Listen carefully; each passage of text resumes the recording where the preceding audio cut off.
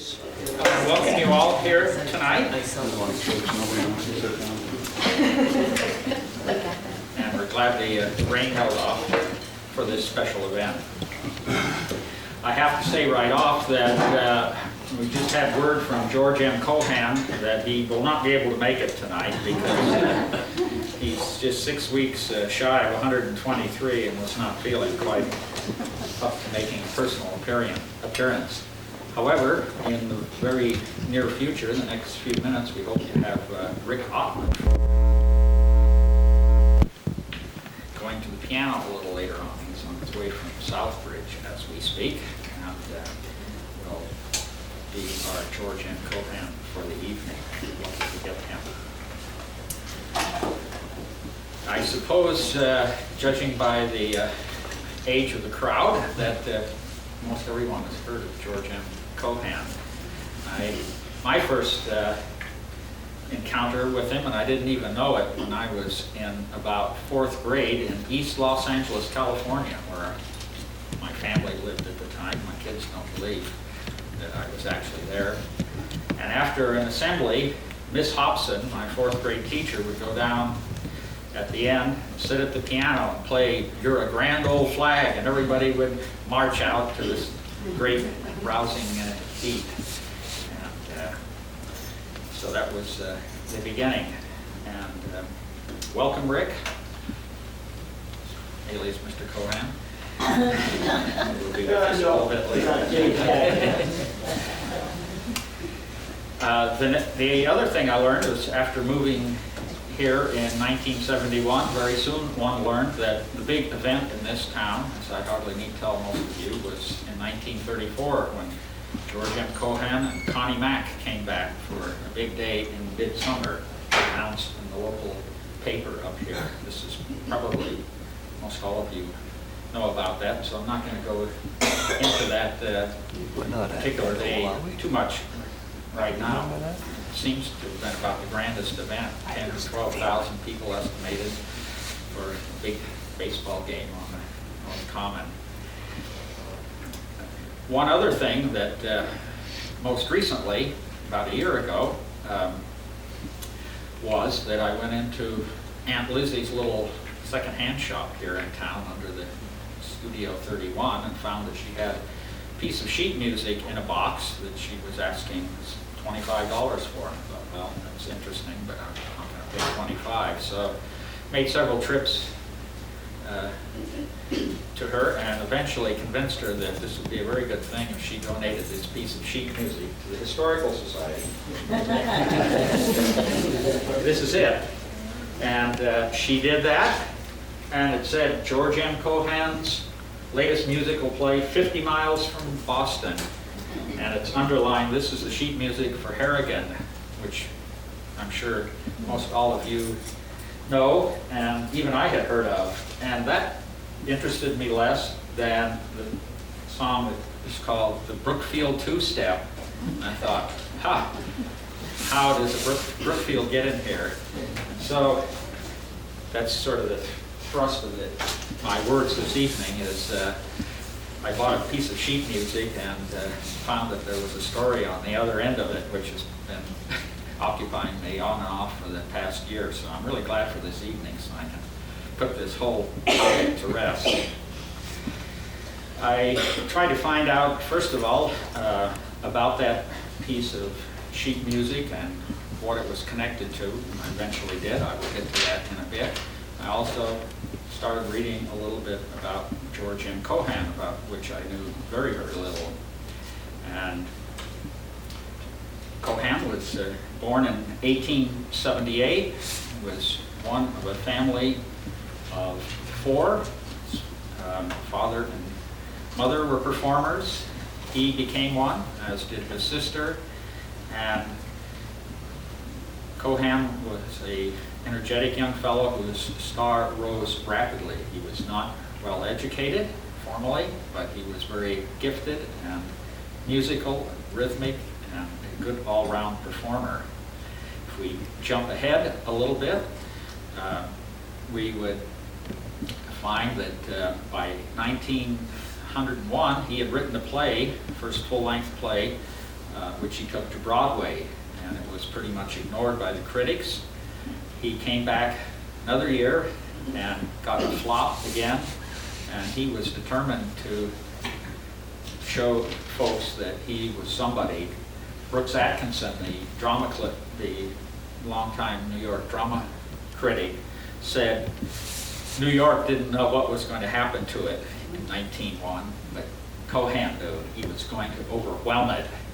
And indeed, by 1904, he had composed still another play. This was actually his fourth in 3 years that he brought to New York, called Little Johnny Jones, a story about an American jockey that goes to the English Derby, is accused of throwing the race, and it was received somewhat lukewarmly by New York, but undaunted, Cohen and his family took this show on the road, and he not only had written songs and the play himself, but as they were traveling around, he rewrote this play. He was a great writer, a fast writer, and brought it actually back to Broadway a second time and got the success that he knew he deserved.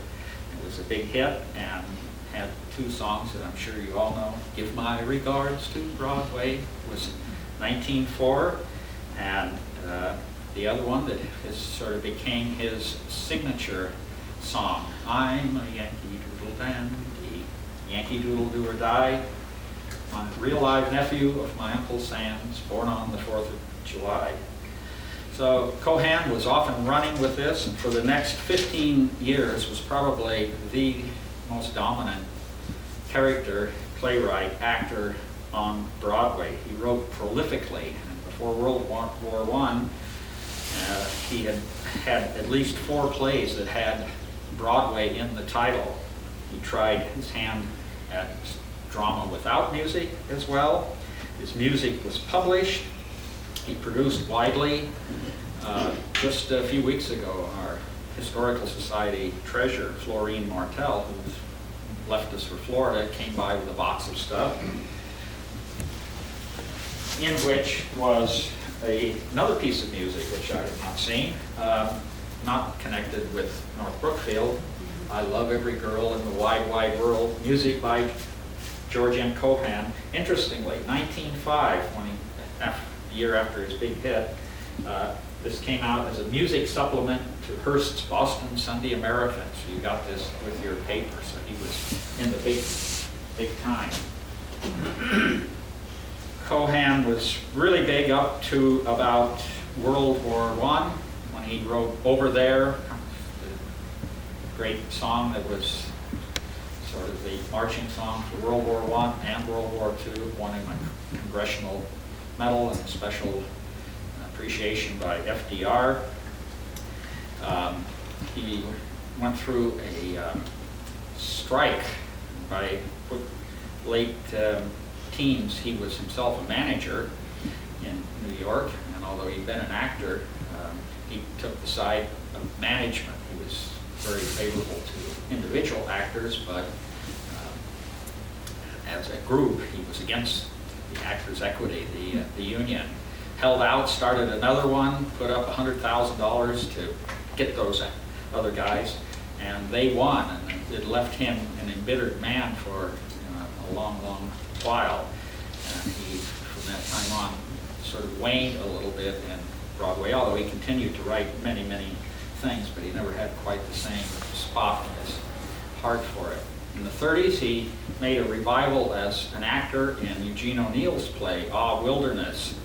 And as some of you may know, he was not only well received, the critics all gave him a rave review, John Mason Brown, even Walter Winchell.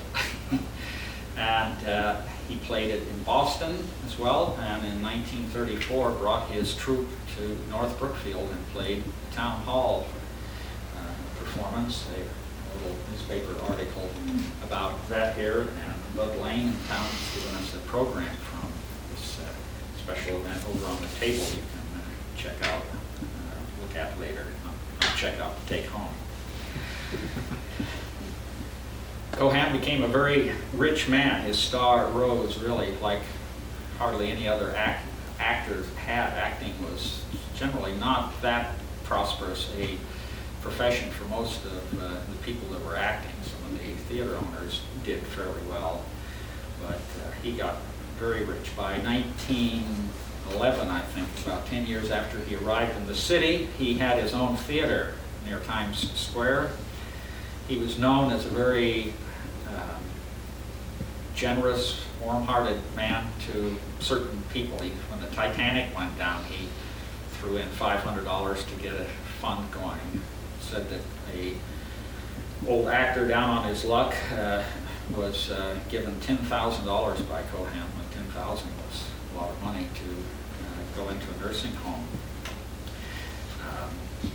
So how do you get a bright guy like Cohen, and what is the North Brookfield connection? Did he get it from here? Was it the water? Seems not. Cohen was born in 1878 in Providence, Rhode Island. His father had been a harness maker, the second generation Irish in Boston, and he'd landed there, but he loved doing old dances that he had learned from his family. And by the 1870s, he was already on the circuit around New England doing vaudeville shows. In Providence, he met one Helen Costigan, who was a sprightly young woman who seemed to be inclined towards the theatrical life, and married her in 1874. She was keeping house for her brother, Dennis, who was, of course, against the marriage. He says, "I don't trust a man who changes his collar every day." And, they went off and got married. 2 years later, Josie, a daughter, was born, who later became a well-known dancer. And 2 years after that, Cohen himself. He said he was born on the 4th of July, and family tradition seems to have that, although someone once turned up a baptismal certificate for the 3rd, so it's not completely certain. George was remembered by his mother as being an odd boy. She said he loved to take baths, as many a day he could, at least 2, which seems, in 1870s or 80s, an odd thing, and could it be done?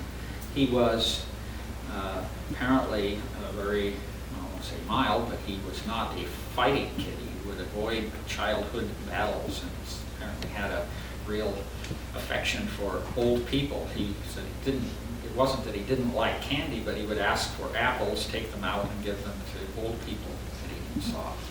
He apparently was a very avid observer, even as a youngster, and he loved crowds, loved to watch people, and he was a great mimic.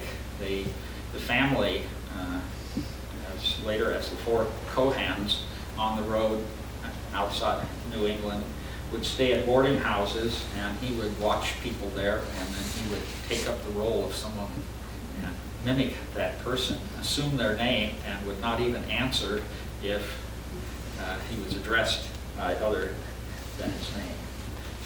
Family was not very wealthy, and little George was said to have the habit of any money that he got from his family, his allowance, I guess, of putting half of it in one pocket and half in the other, because he said he wanted to feel like he had a lot of money, which he later did. His father had preceded him in writing little plays and sketches and jingles, and by the age of 4, Cohen himself wrote his first recorded jingle, for which we have only the words and not the music. It's 4 simple lines, and the rhythm I don't have, although some of the letters are tapped, and it went like this. He asked his father if he could sing it to him, and he said, "Damn it to hell, damn it to hell, damn it to hell, damn it to hell." End of song. However, by the time he was 8 or 10, he wrote some almost folk-like songs that were, if not great art, were quite respectable. Later, in the 1920s, Cohen wrote his one and only book, an autobiography. He claimed that his agent had said that he was going to do it. And I don't know whether that was just a gimmick, but he wrote this very breezy book out of pen. hope that some of it's accurate, but he said of his youth, "At the age of 7, I had grown too big to fit in the top tray of my mother's theater trunk, and yet I was too small to be left alone in hotel rooms. So I was shipped back to Providence, placed in the E Street School. I've learned since that it takes the average scholar," which is what the student was called at that time, "from 4 to 5 years to go through this school. I was through in 6 weeks. The principal of the school sent for me and told me so. You're through." That's all he said. In 1891, when Cohen was 13 and had already played various small roles, violin and little routines and some verses that he had worked up on the stage, he got the role of playing Henry in a play called Peck's Bad Boy, not written by their family, but there was a series of Peck's Bad Boy things that came out and were great hits, and it had to do with a mischievous kid, and this was in the time of the little Lord Fauntleroy costumes and the goody-goody sentimental, Sunday school type kids. And so he played this and really loved it. The thing is, at the end of it, after he, tears up this store and drops the stovepipe on people's head in the play, he has to apologize, and his father comes in and pays for the damage, and he says, "Well, I apologize, but I can still lick any kid in town." And so afterwards he goes out of the theater, and all the kids who had watched him play this ragamuffin in the play were waiting for him, and he went out to hear their applause, and they all pounced on him. He just pummeled him and threw stuff at him. And his parents were really concerned whether he could take this on the road. He says, "I will do this if it kills me." And so for 35 weeks he played Peck's Bad Boy, came out of it a fighter, which he was not naturally, and it seemed really to kind of set his character for the rest of his life. He became a very cocky, brash, sort of young guy that if you were his friend, that was terrific, but you didn't want to cross him. One fellow that had worked in vaudeville with him, he said, "Well, George, until I knew you, I had a different opinion on the death penalty. Now I'm all for it." So probably he went to 2 schools, and by the age of 8, had done with his formal schooling, and the rest was pretty much learned on the road in the theater and just by keeping his eyes open. The only semblance of a normal life seems to have come right here in North Brookfield. This connection of Cohen, everybody seems to know about it, but the facts of his being here are still somewhat elusive, and I have had trouble running down really specific things. We know the family was here at least through the 90s. They came after maybe 40 weeks on the road and would spend the summer here. One book claims that it was his grandfather, his father's father, or mother who lived here, but I can't find any record of that. 2 old tax records show a couple of Cohens, but they only had paid a couple of bucks poll tax, so they were probably just workers. However, there was a Costigan, which was his mother's family. No place was given, but a place that was valued at about $900, house, barn, and a quarter of an acre. And this could very well be the place that's traditionally said to be the Cohen place, which is at number 34 Bell Street. The house was up to the 70s, and the Chisholm family, Wymans were there later, I understand. And as I was looking at records, it seems in the early 80s that when the house burned down. So number 34 is still there, but it's a newer house. If they were here, probably Cohen didn't spend too much time there because he got the reputation of being sort of the leader of a group of boys that he hung out with when they were not sort of working up their little routines. And these chums of his seemed to love to play pranks and to do anything they could to get somebody's goat. It said that they went to Colebrook Hotel, which I imagine must have been up towards Barrie. I don't know. You know them? In Coldbrook, yeah. And got up and danced a clog on the tables there until the proprietor came and chased him off. And one of the booklets here tells a story that apparently someone in the local newspaper said something about him that he didn't like, so he charged into the North Brookfield Journal newspaper office on his bicycle right through the front door. So this would presumably be the DFW hall, which is the old North Brookfield Journal. I've always heard stories. Bud Lane was, I think, the one that told me about this, and you probably know it from your own experience, that the Irish had their enclave around Bell Street. Little Canada was over there, and woe betide you if you're Irish and you try to cross the North Common into French territory. You'd get the jabbers beaten out of you. And he said that was really true up until World War II, when a lot of these guys came back from being over there.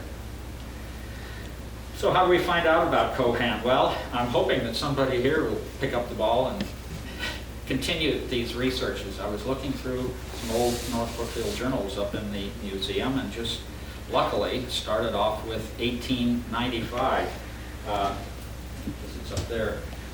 In one of the biographies is a little illustration of a program of the 4 Cohens, and just illustrating the routine that they did. And down in tiny little print it said, July 31st, 1895, evening performance in East Brookfield. Special trains will be run down from North Brookfield. So I checked out the North Brookfield Journal and found a few things which, if you'll bear with me, give you a little first-hand comment of what the local news in 1895 said. George M. Cohen of the Cohen family, while bicycle riding in Providence last week, collided with the hub of a heavy wagon. His wheel, that is his bike, was badly demolished, and he escaped injury by grasping the spokes of the wagon wheel just as the frightened driver pulled up his horses. It was a close shave. So even by then, Cohen was known in town. In the very same paper, it said Mr. and Mrs. Jerry Cohen and Miss Josie Cohen arrived in town Monday for several weeks' vacation. They will, of course, give an entertainment during their stay, and we hope it may come early enough so that the hall may be more comfortable than last year's performance. Miss Josie was very pleasantly entertained at Providence last Friday on a visit to Brown University by Dennis O'Brien, our North Brookfield boy. Turns out Dennis O'Brien was probably closest buddy of all to Cohen. Graduated from high school here. Went, I think, in the class of 95 when he was 20 or 94. Went to Brown, studied law, and said that Cohen, who was in the later 90s came in, was getting a little wealthier, helped support him through law school. And O'Brien and another fellow, Barbara Driscoll, went to New York and became theatrical lawyers, and were claimed by the 1930s to be the most astute lawyers in the country. And in fact, we have a picture of them here that belongs to Helen Howard of the package store, whose father-in-law was also one of Cohen's chums. So. Isabella Cohen, who is now 80, McCarthy in town, identified some of these people, and herself remembers going to the office in New York to visit Driscoll, and said that they had a lot of pictures of actors. Mary Pickford, she remembered. So the local boys have made good. So the Cohens were there, and the third piece in the same newspaper said the talented Cohens are resting here after a 30 weeks tour of several eastern, middle, southern, and western states. We wish to say right here that another evening with the Cohens would be decidedly refreshing after the kind of traveling shows our town hall patrons have had. Come, Mr. Cohen, take the hint. We promise you a big house. Just a week or two later, Miss Josie Cohen of the four Cohens has a novelty for the coming season with a musical act in which she comes on stage riding a bicycle. She dismounts, performs her singing and dancing, jumps on her wheel, and exits. Miss Cohen is arranging with the Keating Wheel Company of Springfield to make her a special showy wheel. The little lady is an intrepid rider and an enthusiastic admirer of Keating. And so there's more on her, and she is in her natty suit of blue. She attracts much attention. So, and by August, they were leaving to head to Keith's Union Square Theater in New York City. A week after that, to start rehearsals in Buffalo and open in Grand Rapids, Michigan later on. So they were a traveling family, to be sure. So we know that Cohen was here. Would love if anybody has more stories or other things that would help be more specific. Nowhere does it say anything I've read, even who the grandparents were. It all seems to be somewhat general. We do know that Cohen loved to play baseball. Remember, by 1895, he was 17, just about high school age. Some of the names, I don't know, maybe you know them. There was a fellow named Charles Char Coughlin, who was a little hunchback fellow that had a store on Church Street. I don't know where that would have been. That's by the Catholic Church, isn't it? St. Joseph's. Yeah. And anyway, he was involved in a little baseball team that Cohen was in. And other ones were Dennis O'Brien, the lawyer, Bill Burke, Henry Collins, Bill Tuffy Cotter, James Kennedy, Andy McCarthy, Murky Howard, name you recognize, and Bill Bergen, who was later a baseball star. And said there's no information, but hijinks before and after the games seem to become quite a tradition. Well, that's just way too much Cohen stuff. Just 2 weeks before tonight, I got a letter from a curator at the University of Texas Theater Collection at Austin. I read that there was some stuff there. So she sent me 8 single-spaced pages of all of the Cohen material in there. And one line might say, 6 pictures of Cohen family, early 1890s. Of course, you can all have it for a price of copying, and if you run it in your book, you pay even more. So anyway, there are major things out there. Cohen married in 1899 at the age of 21, had a child the next year.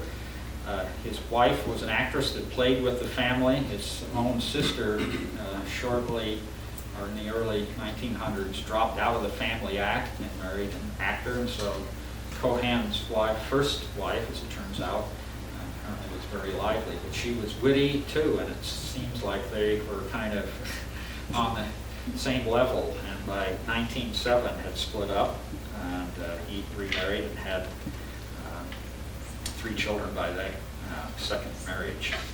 Well, so that's North Brookfield.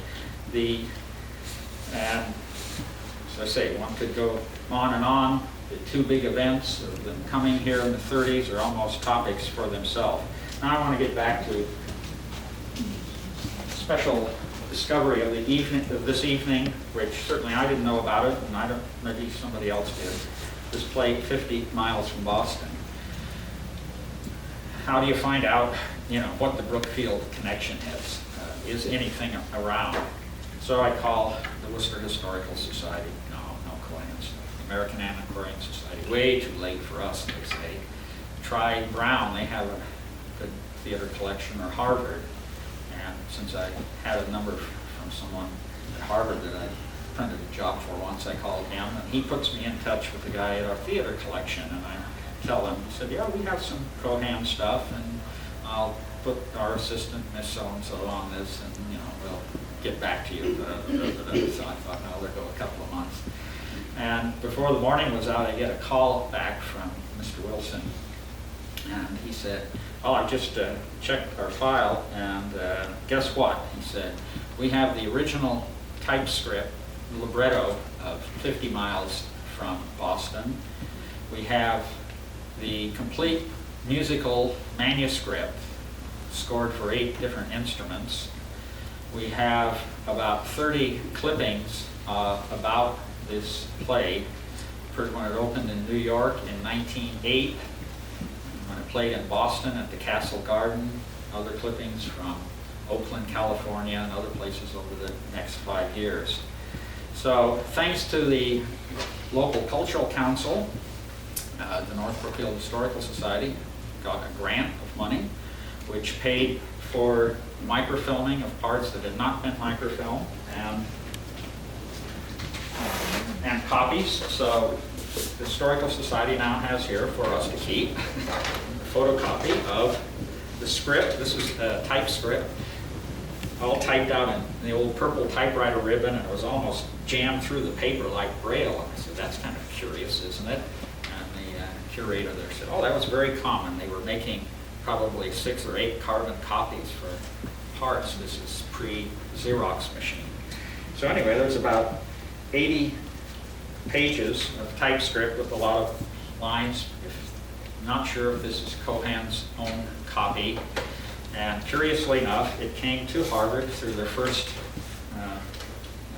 curator of that collection, whose name was Robert Gould Shaw, the very same name of the man who, apparently there were a number of Robert Gould Shaws, but one of them was the Civil War soldier that led the Black Regiment that is memorialized by the St. Gaudens Monument on Boston Common. So anyway, all these connections and associations, life gets very interesting. But why, this is, they're not, librettos and stuff are not just lying around. There are a few of them here and there. So to have this one is really neat. This was written the year that Cohen divorced. Early that year, he married. Later that year, he was writing this play.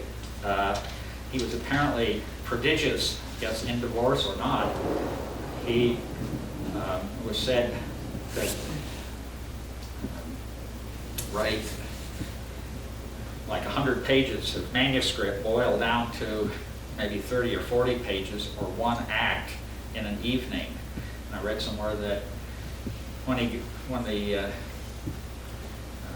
mood was on him, that he would catch a train to anywhere and write on the train, just go out to the end of the line and come back. And in 1913, his serious drama was called 7 Keys to Baldpate. It's considered by some to be his best production. He wrote in 10 days. He wrote music. He wrote at least 50 plays, probably acted in that many more. Probably somewhere in the neighborhood of 500 songs in his lifetime. Apparently was just going all the time. In the dressing room, he never sat down, always on the go. And in fact, it was this quality of his that he brought to the theater too. Apparently it was fairly staid, and he would get on there and he danced, he sang, he was in motion, he went fast. And what we think of as Broadway, in a sense, was a lot of it was Cohen before it was sort of vaudeville pattern and so on. And but he cranked up the ante and the speed and energy and came to kind of represent the energy that we associate with the Big Apple even then. And of course, you all know he wrote these great flag-waving and patriotic songs. So this was sort of Cohen's little play for bucolic North Brookfield, where he claimed even later in his life that he had the best memories about the only childhood or boyhood that he knew. He apparently kept in touch with North Brookfield people. Again, just got this a week or two ago on loan from Helen Howard. We think this is Cohen singing with 2 of his law partners, and in the middle is Mert Howard, who had the family grocery store that was in the town hall, and others of you can probably tell more about that. So Helen Howard's father-in-law, Mortimer J. Howard, known as Mert or Murty, and Isabella McCarthy said, yeah, Mert Howard loved to entertain the big shots when they were in town. And in fact, after the big Cohen Day in 1934, apparently, Cohen went over to Howard's for dinner afterwards. So the North Brookfield connections in here, well, it's, you know, is it North Brookfield? Is it not? There is a Sadie Woodis who appears in here, an old North Brookfield name. And otherwise, it's the story is about a fellow named Joe Westcott, who is a Harvard boy, and he has, in his junior year, has just pitched the winning game for Harvard. Comes home a local hero. One of the Boston papers, instead of playing up the Brookfield aspect, said, so Harvard actually won a game. They were more taken with that. So he comes home where Sadie Woodis, the local postmistress, would like to be his true love, but Dave Harrigan, the Brookfield dude, is out to win her as well. And anyway, there is a younger boy, Dave, Sadie's sister, who was talked by Harrigan, the villain, to put money on this baseball game. And so he got $400, which he stole from the post office, Sadie, his sister's post office, put it on the game, and he lost his money. So Harrigan, who is the rich man's in town's son, feels he could bail Sadie out and her brother, who would otherwise surely go to prison, if she is sweet on him. Well, dilemma. So you can see this is high, serious drama. It is resolved when the post office burns down. And so things turn out okay in the end. So I think at this point we should get on to the music. Talk is cheap, but music is what we're here about. We're really grateful to Rick Ottman, who has been willing to take the music for 4 of the 5 songs for which we have copies of the printed sheet music. There was one song we only had in the orchestral score, so it was hard to translate, called Waltz With Me. But Rick is going to come up and do a couple of tunes for us. The first one I might mention is called Jack and Jill, and apparently early in Cohen's career he tried lots of things. And one year he just rewrote English songs, and another time he just spent a lot of time trying to rewrite old ballads. And Jack and Jill from the nursery rhyme, apparently this particular song was said he loved to come downstairs in his house and breakneck singing it to the kids as kind of a nursery rhyme. So that's the one. And Rick will also play a small town gal. And there's a reference to a little J, which in the slang of the time just meant a small town. In my day they called them roofs or hicks, and I guess now they're country bumpkins or whatever. So, Rick, will you do us the honor? And we've dusted off the top of the piano, but I don't know about the keys. We'll find out, I guess. Or any notes in there. As you can see, Darryl has quite a lot of facts down, but there's not much I know about George M. Cohen as such. I'm a little more acquainted with one of his contemporaries, Irving Berlin, who I've had the extreme pleasure of actually being in the same room he was in once. But a lot of Cohen, can I throw you forth here? A lot of Cohen stuff, I guess shows up in Broadway plays, a lot of individual pieces, but his music is unique in a lot of ways because it very much stands alone. Pieces come from Broadway shows, but the context of it is very much standalone. like the song Mary, What a Grand Old Name, came from a show, but it stands by itself, okay? And it's a very unique quality that a lot of his music had. Stylistically, it speaks of a time past, but so what? Who cares? It's still charming music in and of itself, like every other music from every other period.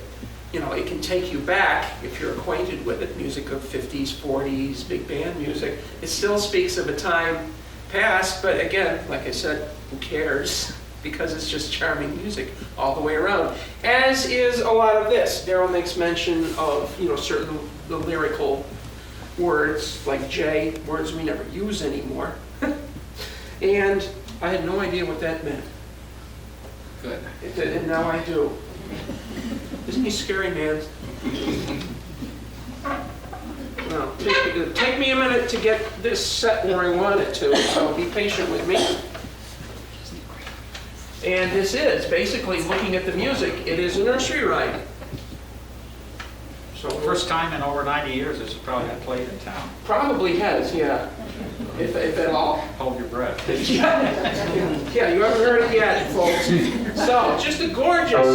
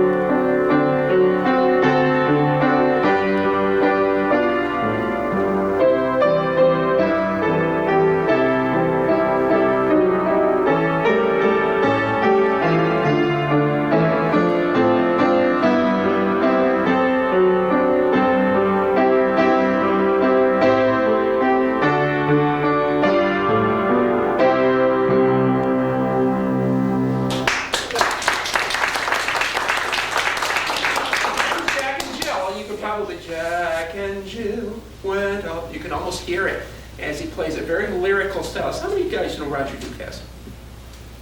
Hands go up. Roger, I sang barbershop for a lot of years, and with Roger in the same place. And a lot of these songs are what we used to refer to in barbershop circles as oh yeah songs. Okay. Everybody knows the verse to the song, or the chorus to the song, but nobody knows the verse. You play the verse and everybody's going, what the heck is that? And all of a sudden, you hit the chorus of the song and everybody goes, oh yeah! So that's what we end up with a lot of these. A lot of these are very friendly toward that style of music, as was Irving Berlin's music as well. Very barbershop friendly. A lot of the arrangements show up as being in that style. Okay, and as you can obviously hear, it's very charming music.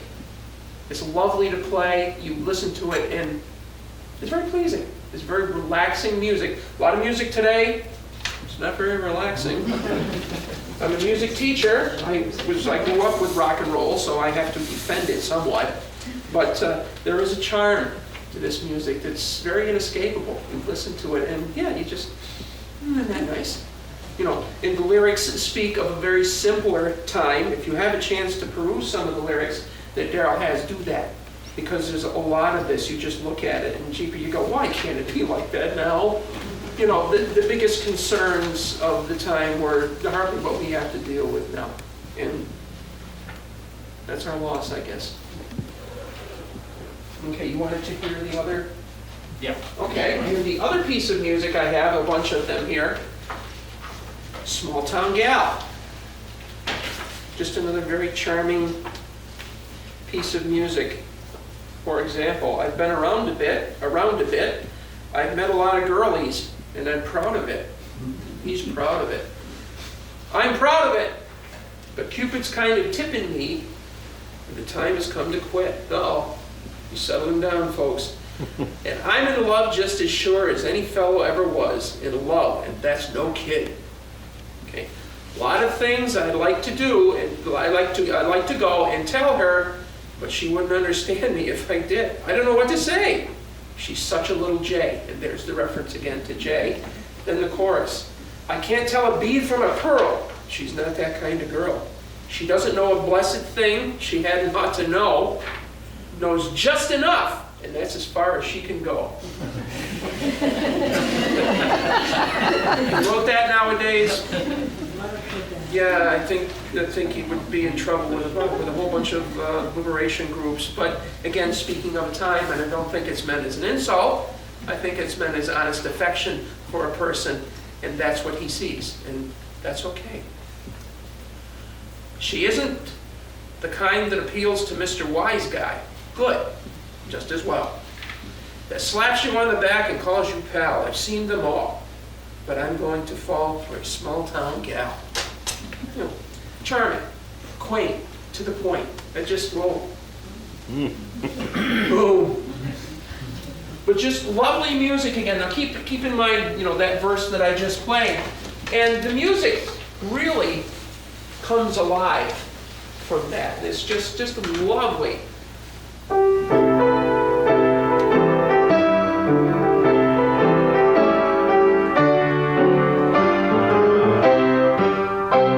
Here's our introduction. Isn't that lovely? It's just lovely to play.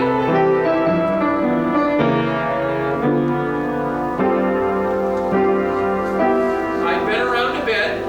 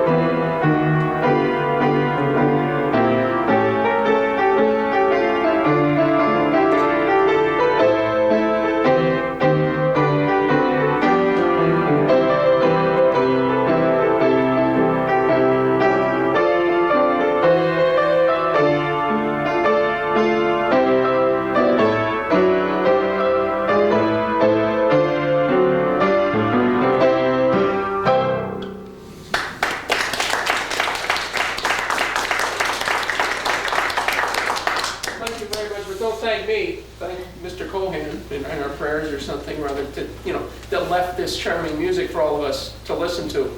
I do music for a living, so a lot of people probably, all that stuff. Music is music, and music from every era has its own charm. This in particular as well. You're going to play. Oh, I can keep going. No, just stick around. Don't go away. I just.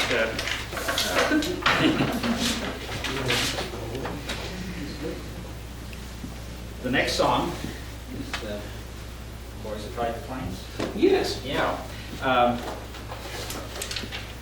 The Boys That Fight the Flames. And you can, that they've been to the post office.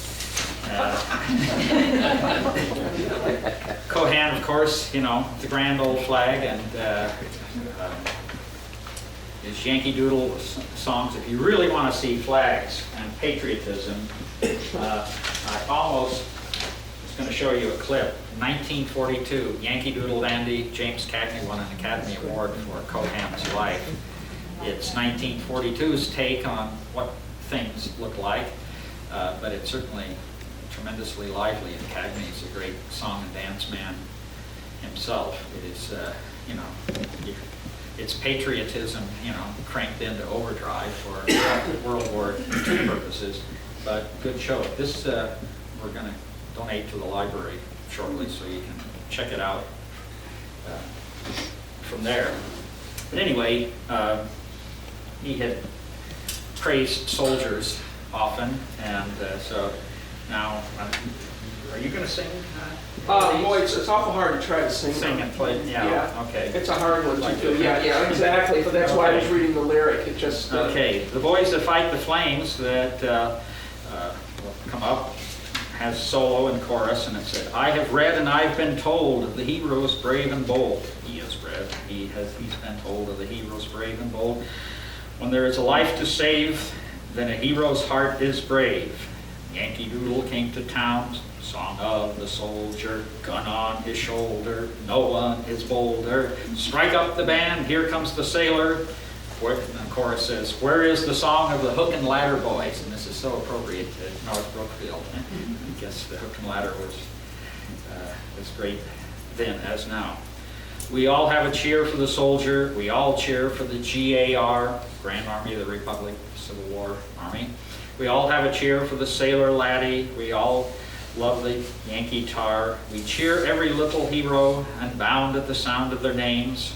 While we're here, shed a tear, and let's all give a cheer for the boys who fight the flames. And so, go on. Every storybook you've read tells of some great hero's deed. Every storybook you read tells of some great hero's deed. But the heroes I like best are the cowboys of the West. Oh, ain't it nice to be a hero? Yankee Doodle came to town. When you are hearing procession nearing, heroes appearing, soldiers and tars always parading, I'd rather march with the Hook and Ladder Boys. This is probably one that musically is the most stereotypical, what we would expect from George M. Cohen, martial type harmonies. He actually uses a snippet of Yankee Doodle. When Darryl sang that, it actually says, Yankee Doodle came to town, song of a soldier. It actually borrows a few measures from Yankee Doodle. So I will do my best to replicate that as I can. But this is probably the one that is the most martial, the most obviously that you would say, yeah, that's him. Even this musical section here.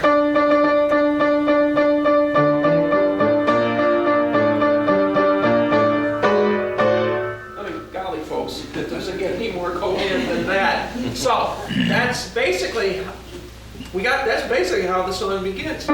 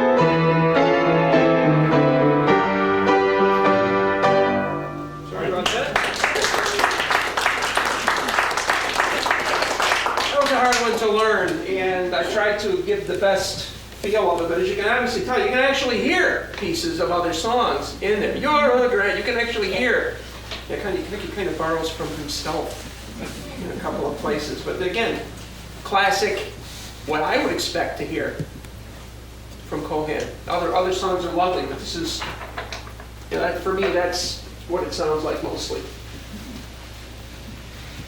The next song Rick's going to do is called Ain't It Awful. There was a character, Mrs. Tilford, in this play who apparently was quite the hit with all of the reviewers. She was the town gossip, and Cohen in the front where he describes the characters just calls her everyone's favorite. And there was a review or two that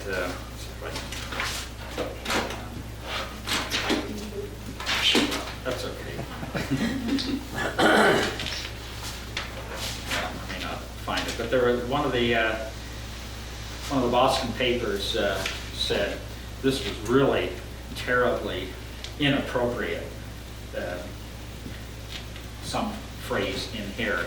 The words went, "This town is getting awful, so it seems to me. The people here are just as narrow-minded as they can be.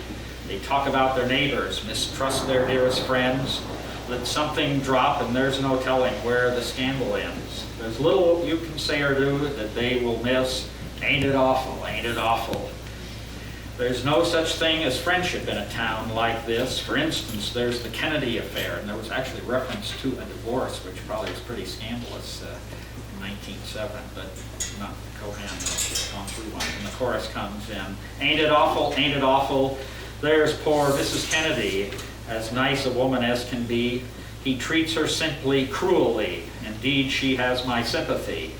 In jail is where he ought to be. Just nothing but a brute is he. He's flirting around continually. In fact, he's tried to flirt with me. It's none of my business, but it's awful."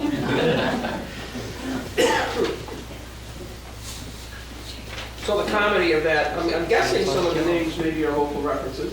One is. The one is, so yeah. The rest, I'm a little young for that. And there's an interesting musical note here that a lot of these probably came from shows, I'm guessing. And there is a little reference here, and a musical reference, and it's hard to see. And basically what it is we call that technically today, we vamp. We play a separate pattern, we keep playing it. And the reference here is "Till Ready." So obviously maybe there's some kind of staging going on while the pianist or the orchestra just continually plays something, keeping their eye waiting for the talent to start the song in earnest. But it's just a lovely little pattern that just kind of goes. And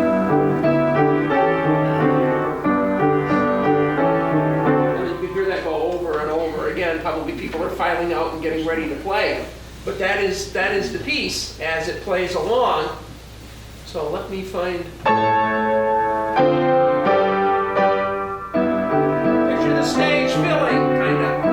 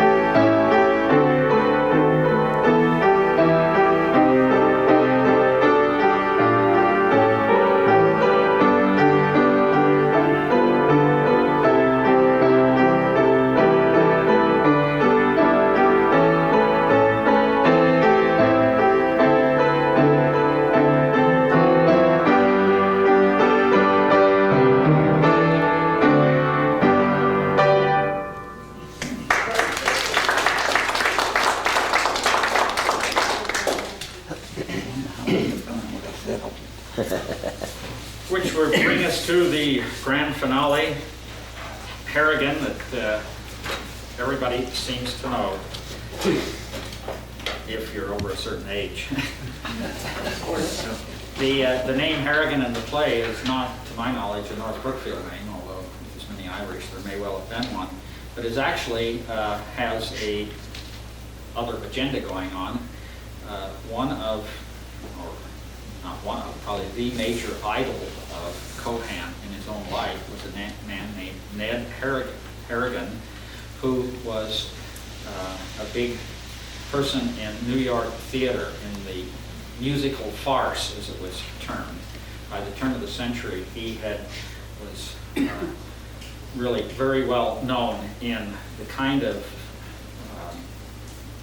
play that Cohen was doing, which was words with songs in it, and it was probably a little broader comedy, but he represented that generation up to that time, and Cohen went and watched him, clapped for him, made eye contact with him, later got to know this man who apparently was very, very encouraging to the young Cohen, just arrived in New York.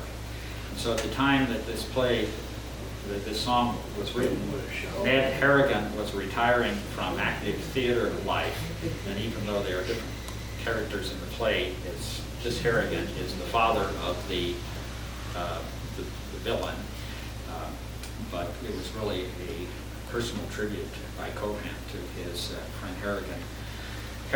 Cohen, as we have determined, was not a deep, tragic playwright. He said one time, "I would rather make one person laugh than 1,000 people cry." But it's recorded that Harrigan, who was not at the opening night of this play, 50 Miles from Boston, did see it several weeks later when they sang it and played this song. Tears came to his eyes. Let's see. The one song that probably everybody knows as well as anything, I think just probably everybody in the world knows, at least knows the chorus. H-A-R-R-I, everybody knows that. And as it plays, he also again takes the technique of borrowing a melody. Everybody knows that, as part of the verse. So that's what we end up with, and the chorus is the "oh yeah" kind of thing. But I think everybody knows this one more or less just from the verses. Who is a man who will spend or even lend? Arrogant. That's me. Who is your friend when you find that you need a friend? Arrogant. That's me. For I'm as proud as my name, as you can see, as an emperor, czar, or a king could be. Who is a man who helps a man every time he can? Arrogant. That's me. And then it goes right into the chorus. So. How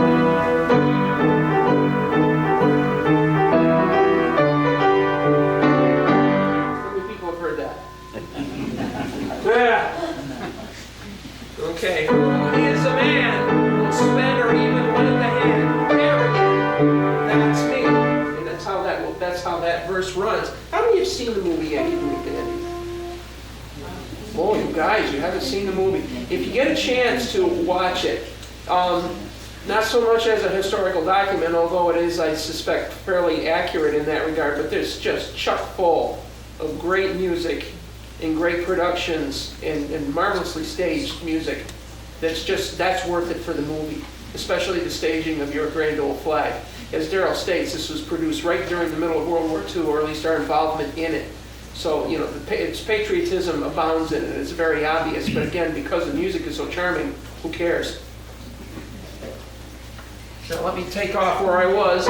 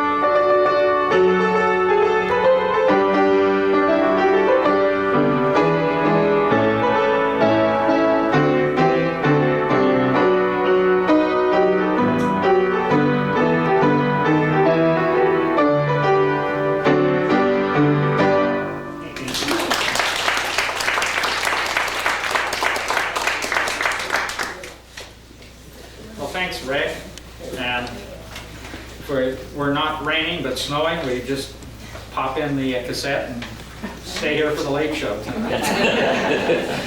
But refreshments have been provided graciously by various members of the Historical Society, so please avail yourself. And we have some of the items from the Historical Society are on display here, including this picture of George M. Cohen that probably was out for the 1930 homecoming, I guess, because this belonged to Jack and Barbara Harrington, who gave it to the Society, and they got it from, was it Howard's that lived across the street that had the movie theater. But he gave us the first decent curtain that we had in the town hall. That's right. We had a flimsy thing that they used to pull back and forth. He gave us a curtain that was made with asbestos. It was dark brown, but it was kind of scallopy, and it came down from up. It was just a curtain. I thought it was not a painted backdrop then. No, it was a Okay. curtain.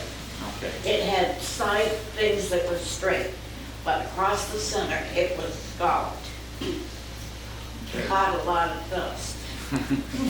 Yeah. I did go to his final resting place. He's buried at Woodlawn Cemetery in New York. Yeah. In Brooklyn. Okay.